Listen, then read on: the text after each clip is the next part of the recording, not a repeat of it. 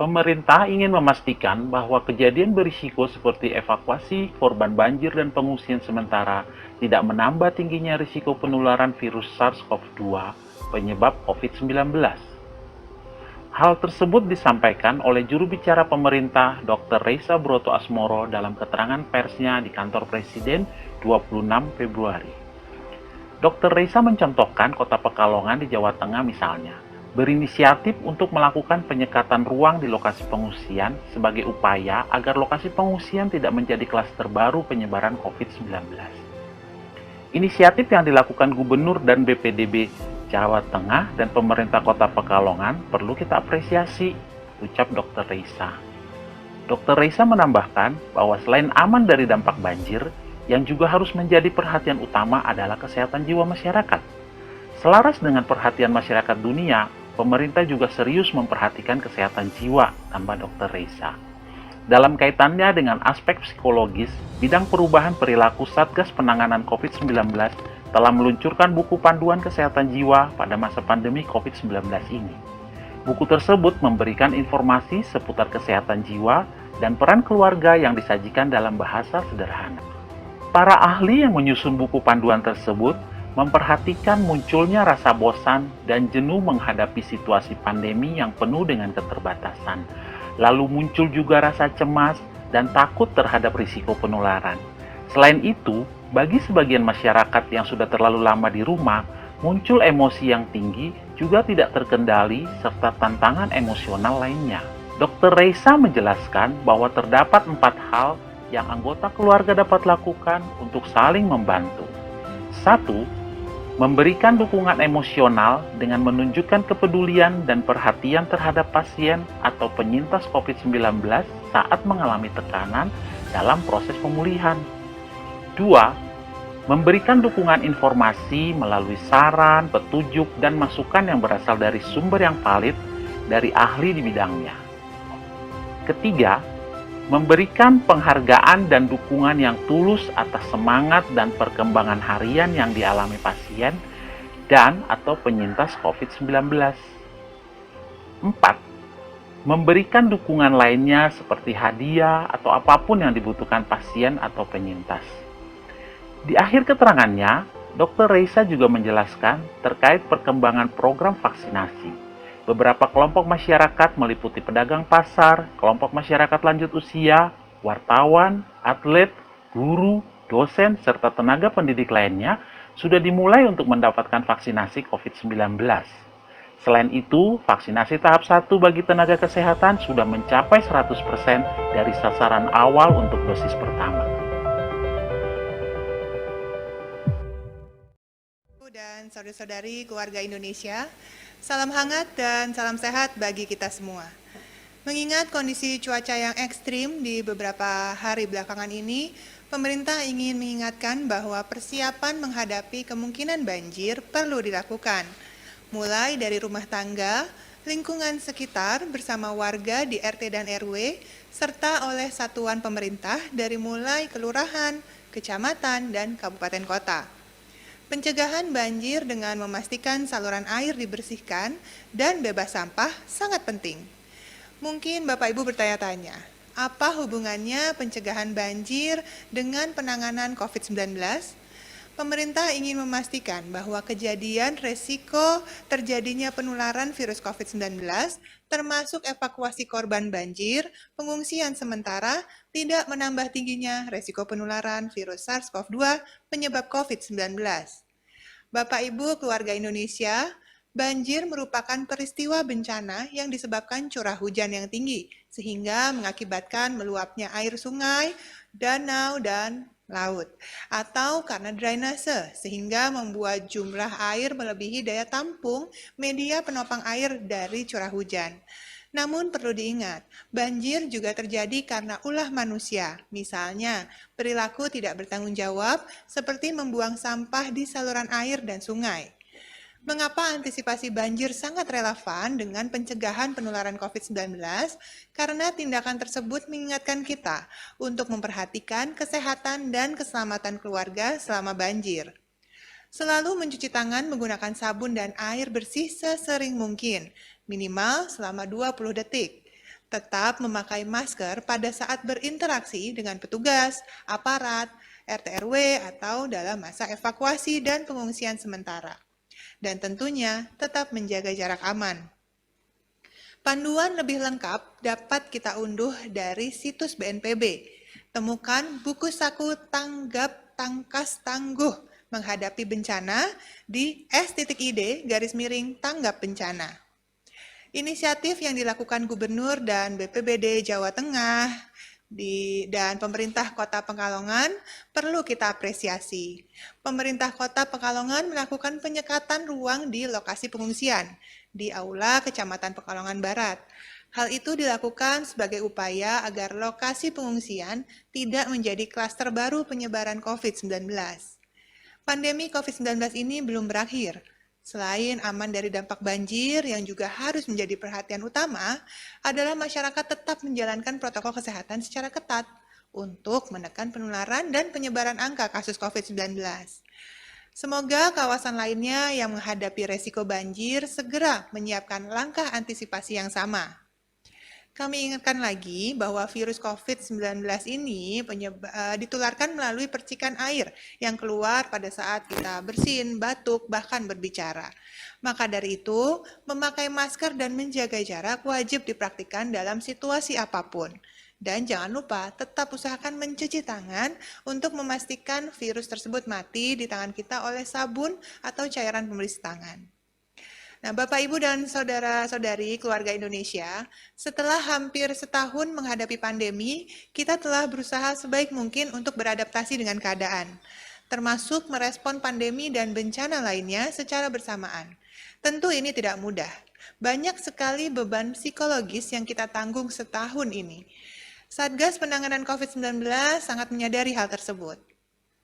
Beberapa hari yang lalu, Bidang Perubahan Perilaku Satgas Penanganan COVID-19 meluncurkan buku panduan, yakni Panduan Kesehatan Jiwa pada Masa Pandemi COVID-19, Peran Keluarga sebagai Pendukung Utama.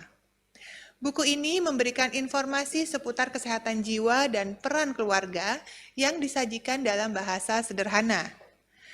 Ada 4 bagian penting yang perlu kita pelajari dari panduan singkat ini, yaitu cara menghadapi seseorang yang mengalami masalah kesehatan jiwa sebagai kuratif atau pengobatan, kemudian cara menghadapi seseorang yang pulih dari kesehatan jiwa atau rehabilitatif atau pemulihan, dan yang terpenting, cara menghadapi seseorang yang rentan terhadap kesehatan jiwa sebagai preventif atau pencegahan, termasuk cara menjadi orang yang sehat dan kuat secara mental dan menjadi promotor bagi kesehatan jiwa pada masa pandemi COVID-19.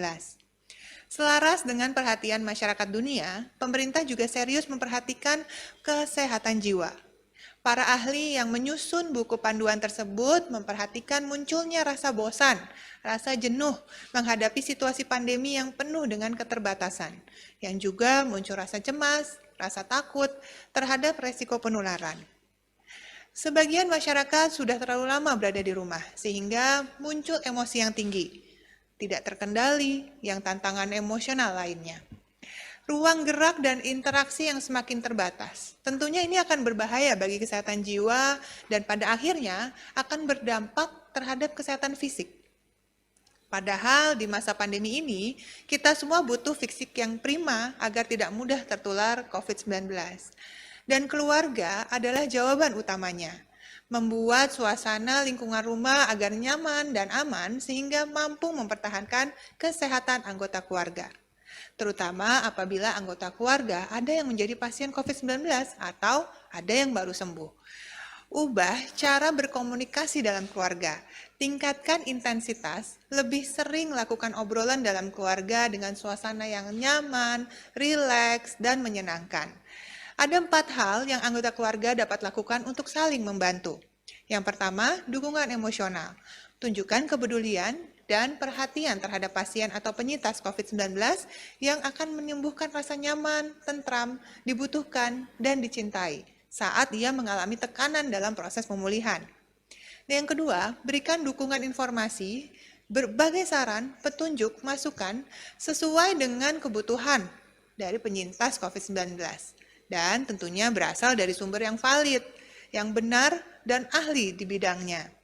Kami ingatkan lagi bahwa sumber informasi resmi tentang COVID-19 di Indonesia adalah di www.covid19.go.id dan www.kemkes.go.id dan juga tentunya berbagai akun media sosial yang ada di layar saat ini.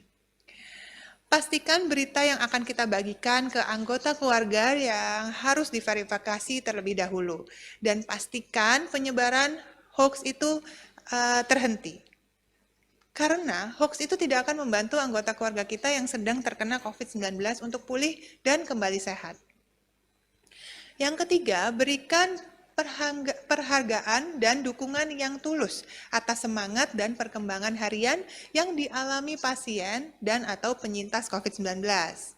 Yang keempat, dukungan lainnya seperti memberi hadiah, sesederhana apapun, ataupun yang dibutuhkan pasien atau penyintas, atau dengan memastikan kondisi rumah selalu bersih, saluran udara diperhatikan dengan baik, sehingga udara di ruangan selalu segar. Mempraktikkan protokol saat keluar dan pulang ke rumah dengan tertib juga sebenarnya hadiah bagi anggota keluarga yang lain. Ingat, harta yang paling berharga adalah keluarga. Istana yang paling indah adalah keluarga. Petunjuk lengkap dari panduan ini dapat diunduh di s.id/sehat jiwa. Dan terakhir, konferensi pers kali ini saya ingin tutup dengan berita baik yang boleh dan bahkan dianjurkan untuk disebarluaskan ke seluruh keluarga besar dan kerabat, yakni vaksinasi tahap pertama yang menargetkan tenaga kesehatan sudah mencapai 100% dari sasaran awal untuk dosis pertama. Alhamdulillah. Terima kasih kepada lebih dari sekitar 1,4 juta nakes yang sudah menjadi pionir dan memberi contoh baik kepada seluruh masyarakat Indonesia.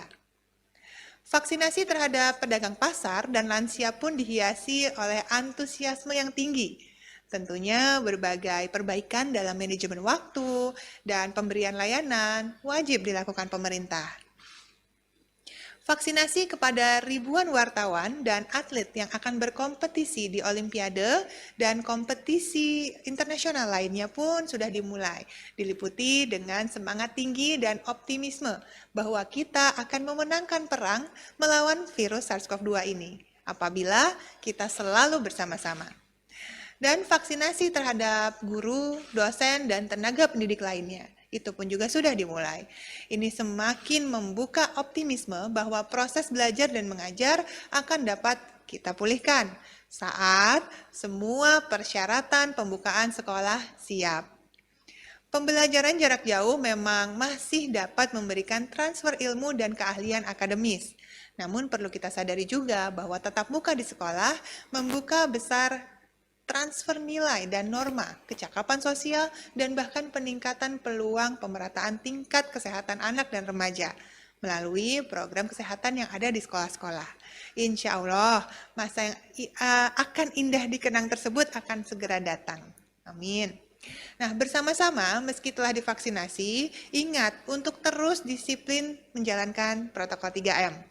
Memakai masker dengan baik dan benar, menjaga jarak aman dan tidak berkerumun, kemudian mencuci tangan sampai bersih sesering mungkin. Dengan langkah-langkah pencegahan tersebut dan dilakukan secara kolektif, yakni semua melakukannya bersamaan, terbukti kasus aktif bisa diturunkan. Keterisian rawat inap di rumah sakit dikurangi, dan para tenaga medis dapat berkonsentrasi lebih banyak menyembuhkan pasien, menyelamatkan nyawa, dan mengurangi angka kematian.